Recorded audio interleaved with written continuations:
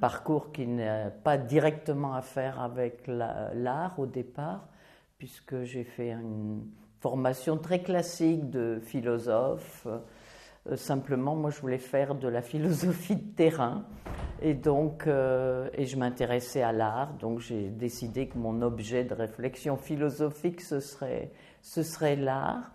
Et puis, j'ai eu un poste de recherche pour quelques années pour faire ma thèse, en fait, à la Bibliothèque nationale, au département des estampes, où une conservatrice remarquable, Françoise Voiement, avait commencé à s'intéresser à des petits livres bizarres qu'on ne savait pas situer, dont on ne savait pas ce que ça voulait dire, étranges.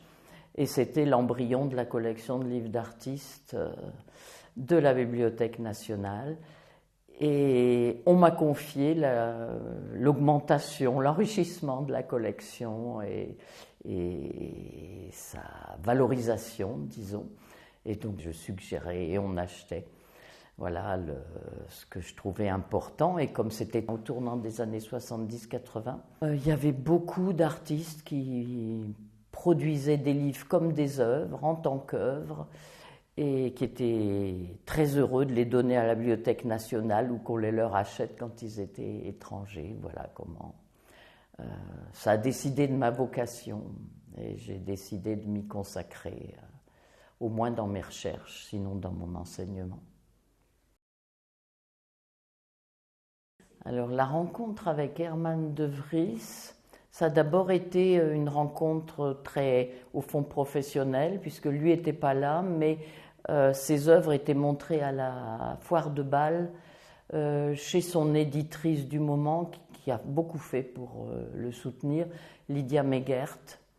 Et il y avait ces tableaux dont certains sont dans l'exposition, des tableaux où il rangeait les feuilles en fonction de leur position sur la branche qu'il dépouillait en entier.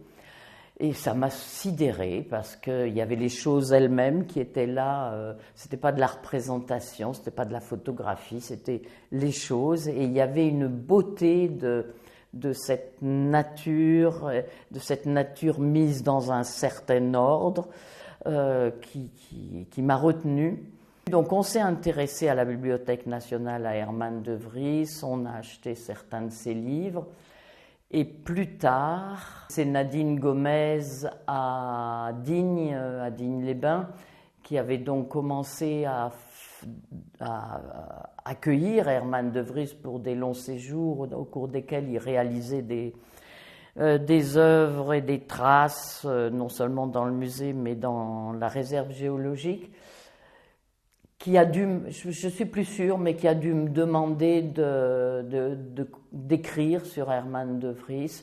Et c'est comme ça que j'ai rencontré Herman de Vries, que j'ai rencontré la réserve géologique, que j'ai rencontré Nadine Gomez. Et ça a été le début d'une longue histoire. Les livres sont pas des catalogues, sont des œuvres, mais ils sont des œuvres qui ont un rapport d'éclaircissement au reste des œuvres qui sont dans l'exposition. Et donc j'ai conçu ça comme un parcours, une sélection de livres qui permettait d'éclairer la logique de l'exposition que Fabienne montre, et donc une complémentarité. Oui, le rapport à la philosophie. Bon, moi, je suis philosophe de formation, je l'ai dit, mais Herman a aussi une fréquentation des philosophes, au fond, tout au long de son existence et de son travail d'artiste. Simplement, il a une explication avec la philosophie, en particulier avec Wittgenstein, qui l'a accompagné toute sa carrière, mais qu'il discute. Il discute son dogmatisme, son logicisme.